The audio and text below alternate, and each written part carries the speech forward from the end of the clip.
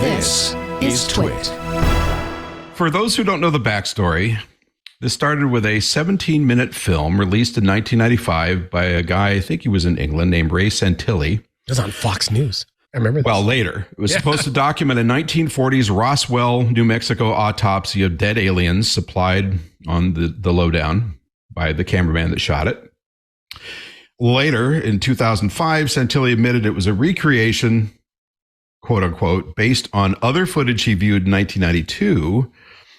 And in 95, Fox released the absurd show narrated by my pal Jonathan Frakes.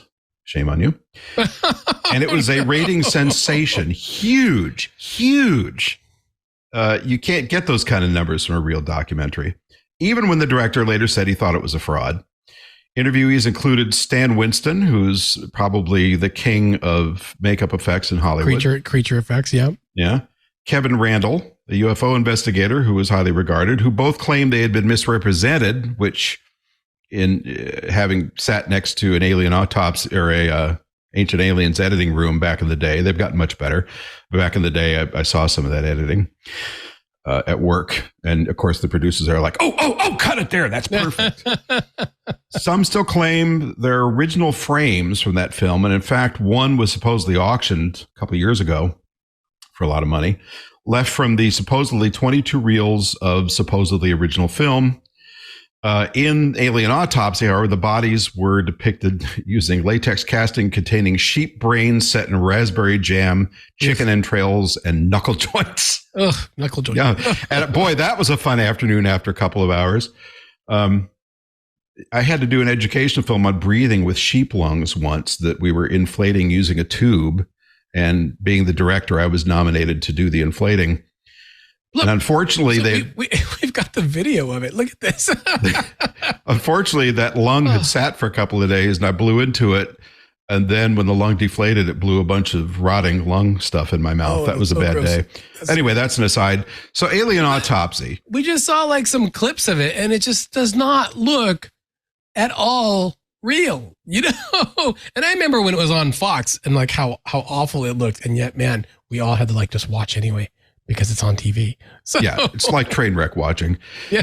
And, and it was compelling. I mean, here's a big network with a major TV star claiming carefully and somewhat indirectly that this was a real thing. So, of course, if you're of a certain state of mind, you're going to go, well, it's coming from a credible source, kind of.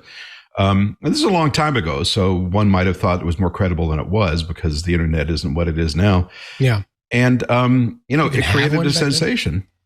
So, yes, Ant? Is that certain state of mind you mentioned, is that drunk or is that high? Gullible, guileless, pick your adjective. I don't know. I assumed instantly, but I'm a cynic. I assumed instantly that it was a fake. The funny thing is, I think even amongst the doubters of us, we kind of like that to be true. Well, here's the thing. It's a very attractive hypothesis. We were just talking like 10 minutes ago about how big the universe is compared to like us on this planet. And, we have found through all of these different space missions and space telescopes, many, many planets. NASA has thousands that they've found, many of them with conditions that seem like it could be like this. It's unfathomable that we're like the only place in the entirety of all existence for the last 15 billion years that we know of, right? Because there could be other universes too.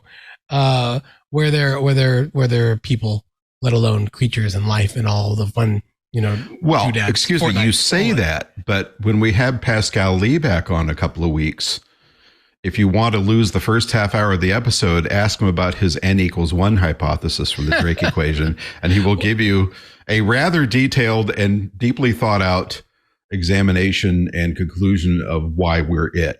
Well, I mean, a lot of that's the time offset. I find it It would be sad if we were the only example of sentient life in the universe. If this is the best the universe can do, yes. But so I understand the draw to want to believe, because I think that there's probably life out there somewhere. Have we seen it? No. Have I seen the evidence that they're beaming up cows and all that fun stuff? Probably not. How many cows do you have to look at? I don't. Maybe they're not like some sort of like really aggressive vegetarians that just want to take all the cows so that everyone else. They want to study how to grow extra stomachs. No, I don't know. I don't know about that. Or make humans into cud, maybe. Tech Break is brought to you by ACI Learning. ACI's new cyber skills is training for everyone on your team. Visit go.acilearning.com/twit. Twit listeners will receive at least 20% off or as much as 65% off an IT Pro Enterprise Solution Plan. The discount based on the size of your team when you fill out the form.